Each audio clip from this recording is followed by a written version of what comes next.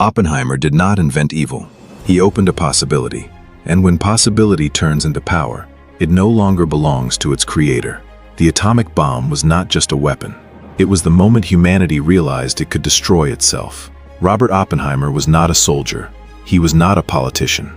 He was not a general. He was a physicist. Brilliant, complex, restless. He grew up in an era when quantum mechanics was rewriting reality itself. A time when the boundaries of science were expanding faster than ever before. The atom was no longer mysterious. It was breakable, and he stood at the center of that transformation. At a young age, Oppenheimer went to Europe. In Göttingen, he stood at the very center of the quantum revolution. Heisenberg, Bohr, Dirac, the brightest minds in the history of science were in the same rooms, reshaping the foundations of reality. But Oppenheimer was not just solving equations. He was reading philosophy, memorizing poetry, learning Sanskrit. His mind was fragmented, deep, dangerously curious. Then the war began. There were rumors that Nazi Germany might unlock the power of the atom. America was afraid, and fear accelerates science. The Manhattan Project was born. In the desert of Los Alamos, thousands of scientists gathered, and Robert Oppenheimer was chosen to lead them. He was not a soldier, but he was now inside a war. At Los Alamos, time felt explosive. Science was no longer theoretical. Every calculation was a countdown. The energy locked inside the atomic nucleus was no longer just symbols on paper. It was turning into something real, something irreversible. Oppenheimer knew it. This was not just an experiment, it was a threshold, a moment that would change the direction of history. July 16, 1945. The New Mexico desert. Before sunrise, humanity tested its own destruction for the first time. A blinding light rose into the sky. It felt as if the sun had risen a second time. In that moment, Oppenheimer recalled a line from the Bhagavad Gita.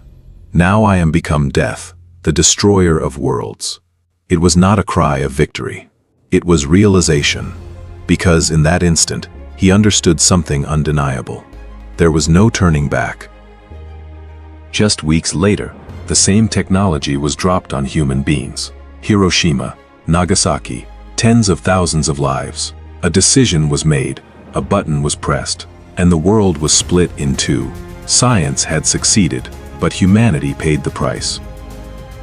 Oppenheimer had not made a mathematical mistake. He had not solved the wrong equation. But he realized something, perhaps too late. Scientists discover, others make the decisions. Knowledge is power, but power is not always wise. Oppenheimer believed he had ended the war, but in reality, he had begun an arms race. It was no longer about defense. It was about superiority. Bigger bombs, more powerful explosions, faster destruction. When the hydrogen bomb was proposed, Oppenheimer opposed it. He said, "Enough." But this time, the system did not listen. He was questioned. His loyalty was investigated. His security clearance was revoked. His authority was reduced. The man who once stood at the center of power was pushed aside. Oppenheimer had not made a mathematical mistake. He had not solved the wrong equation. But he realized something, perhaps too late. Scientists discover, others make the decisions. Knowledge is power, but power is not always wise. Oppenheimer had not made a mathematical mistake. He had not solved the wrong equation, but he realized something, perhaps too late. Scientists discover, others make the decisions. Knowledge is power, but power is not always wise. Today, the names have changed. Artificial intelligence, biotechnology, autonomous weapon systems. Science moves faster than ever before, but decisions are still not made in laboratories. Oppenheimer's story is not about the past. It is about the future. The atomic bomb was a scientific achievement, but it was also a moral test. Oppenheimer did not invent evil, but he opened a door. And the power that walked through that door was no longer under anyone's control. The question still remains. Is science advancing, or is power deciding the direction? Oppenheimer's true tragedy was not building the bomb. His true tragedy was being intelligent enough to understand what it meant. Many scientists saw the project as a technical challenge. Equations, calculations, theories. But Oppenheimer was different. He could imagine the outcome. At Los Alamos, he could not sleep at night. He turned to poetry, to philosophy, to ancient texts, because this was not just physics. This was the greatest threshold in human history. After the Trinity test, some applauded, some celebrated, but Oppenheimer's face was calm. To some, even frozen. Because in that moment, he understood something irreversible. Once this power had been demonstrated, every major nation in the world would want it. And they did. The Soviet Union developed its own bomb. Then Britain, then France, then China. Science had transformed into a global arms race. It was no longer about a single weapon. It was about hundreds, then thousands, each capable of destroying the planet many times over. Later, in a meeting in Washington, Oppenheimer said something simple, but profound. Physicists have known sin. The sentence was short, but it carried weight, because by then he understood something. Knowledge may be neutral, but consequences never are. In 1954, a security hearing was opened against him. Communist associations were alleged.